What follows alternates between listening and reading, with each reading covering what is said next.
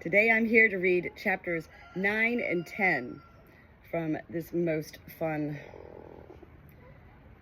universally well-known book, Dr. Dolittle. I do remember reading this book as a child, but I don't remember this book, and so I've really been enjoying jumping into all the characters of Dr. Dolittle himself and the people and the king and the queen and Polynesia the parrot. Chapters 9 and 10. Let's see how my flock does today with this reading. Everybody gather round, gather round. The Good Shepherd Natalie is here to read a story. The 9th chapter, The Monkey's Council. Chi-Chi stood outside the doctor's door, keeping everybody away till he woke up. Then John Dolittle told the monkeys that he must now go back to Puddleby. They were very surprised at this, for they had thought that he was going to stay with them forever. And that night all the monkeys got together in the jungle to talk it over.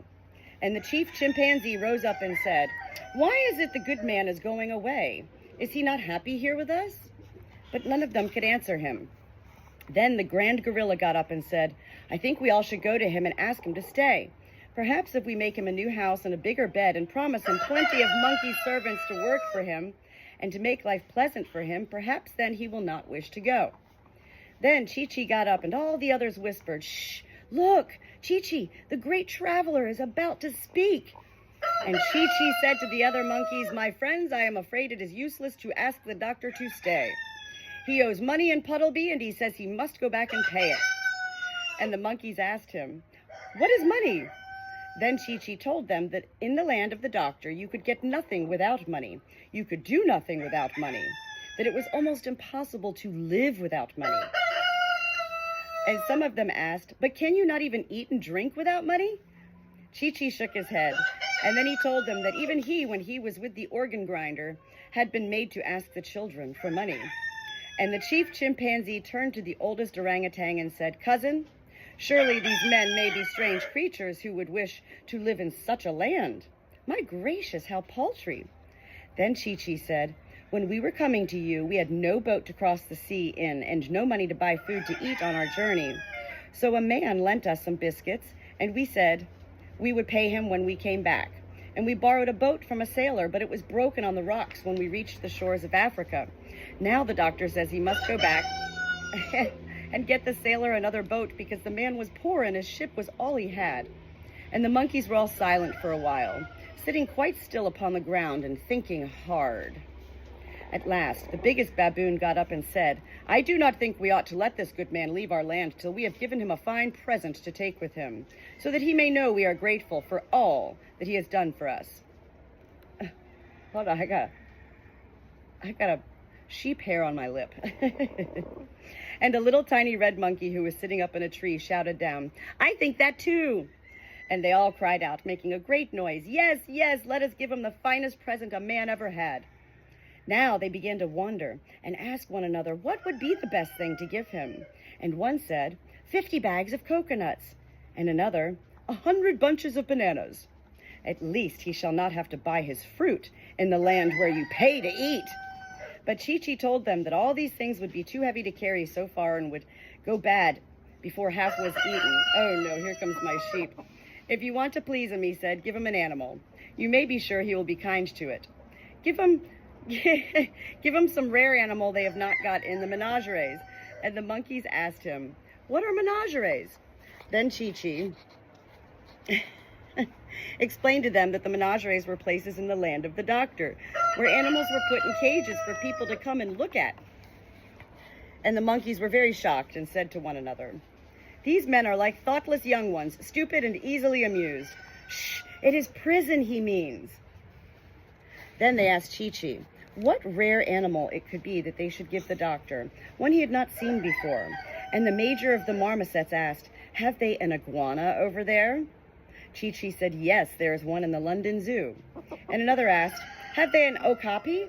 Chi-Chi said, "Yes, in Belgium, where my organ grinder took me 5 years ago. They had an okapi in a big city they call Antwerp."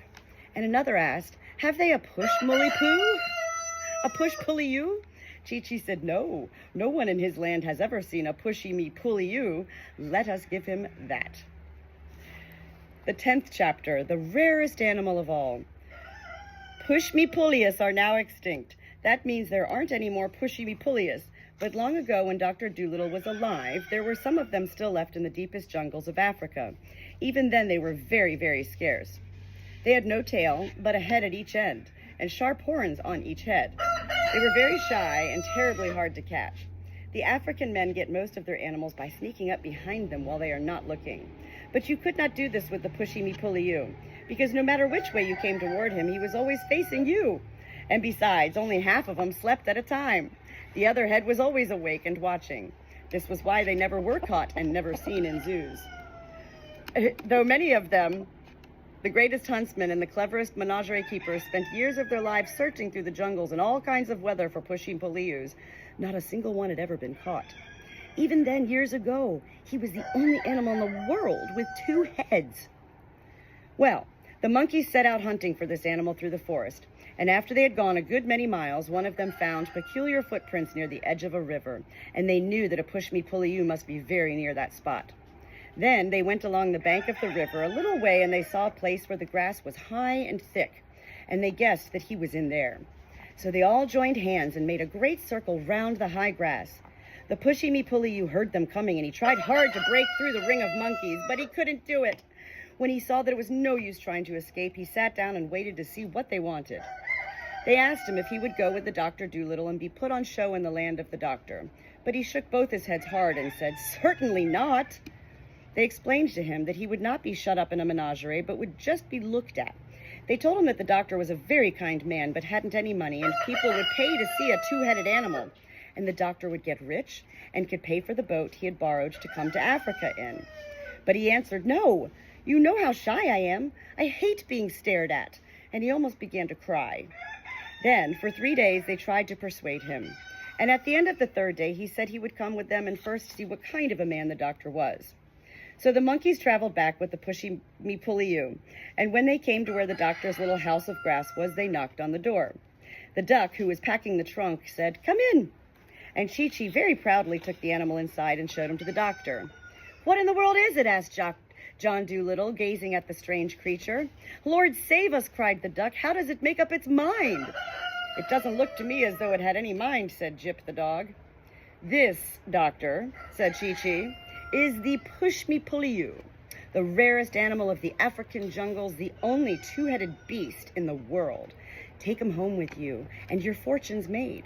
People will pay any money to see him." "But I don't want any money," said the doctor. "Yes, you do," said Dab-Dab the duck. "Don't you remember how we had to pinch and scrape to pay the butcher's bill in Puddleby? And how are you going to get the sailor the new boat you spoke of if we have no money to buy it?" "I was going to make him one," said the doctor.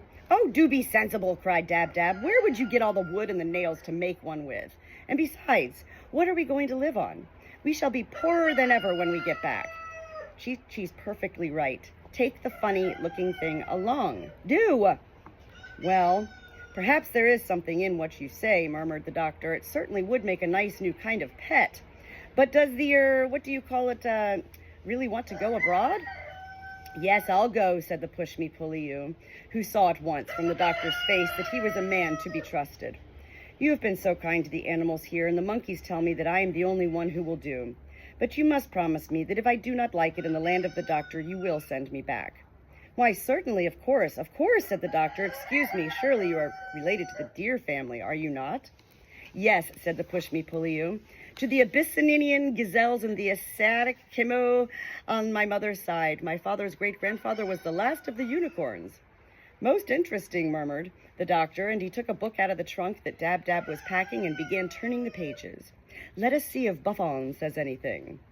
"I notice," said the duck, "that you talk with only one of your mouths. Can't the other head talk as well?"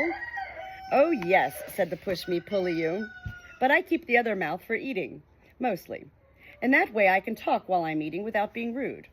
Our people have always been very polite." When the packing was finished and everything was ready to go, the monkeys gave a grand party for the doctor, and all the animals of the jungle came. And they had pineapples and mangoes and honey and all sorts of good things to eat and drink. After they had all finished eating, the doctor got up and said, "My friends, I am not clever at speaking long words after dinner like some men, and I have just eaten many fruits and much honey. But I wish to tell you that I'm very sad at leaving your beautiful country, because I have things to do in the land of the doctor. I must go. After I have gone, remember never to let the flies settle on your food before you eat it. And do not sleep on the ground when the rains are coming. I hope you will all live happily ever after." When the doctor stopped speaking and sat down, all the monkeys clapped their hands a long time and said to one another, "Let it be remembered always among our people that he sat and ate with us here under the trees, for surely he is the greatest of men." And the grand gorilla, who had the strength of 7 horses in his hairy arms, rolled a great rock up to the head of the table and said, "This stone shall mark the spot for all time." And even to this day, in the heart of the jungle, that stone still is there. And monkey mothers passing through the forest with their families still point down at it from the branches and whisper to their children, "Shh, there it is. Look, where the good doctor sat and ate food with us in the year of the great sickness." Then, when the party was over, the doctor and his pets started out to go back to the seashore, and all the monkeys went with him as far as the edge of their country, carrying his trunk and bags to see him off. And there we have it, chapters 9 and 10, Dr. Dolittle. Well, I'm most impressed that this is highly abnormal for me as the Good Shepherd here on my small hobby farm to be hearing my roosters just out of control. Sometimes I wonder if there's a little apocalypse going on here in this universe called life.